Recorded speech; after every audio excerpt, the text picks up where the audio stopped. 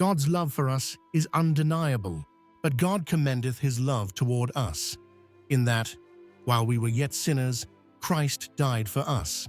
But God shows and clearly proves his own love for us by the fact that while we were still sinners, Christ died for us.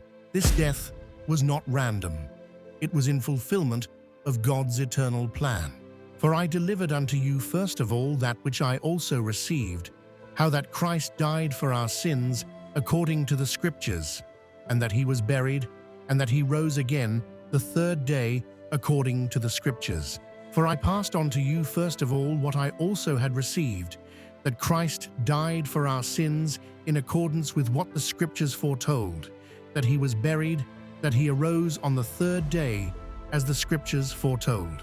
But the story did not end in the tomb. Knowing that Christ, being raised from the dead, dieth no more, death hath no more dominion over him.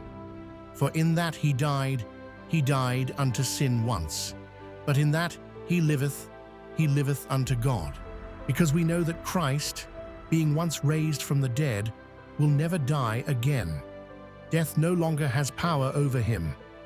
For by the death he died to sin, ending his relation to it once for all.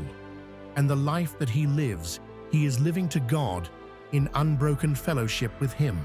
What this means for us today: because Christ died, our sins are forgiven. Because he was buried, our old life is gone. Because he rose again, we live in unshakable hope and victory. Death no longer has the final say. Sin no longer rules our lives.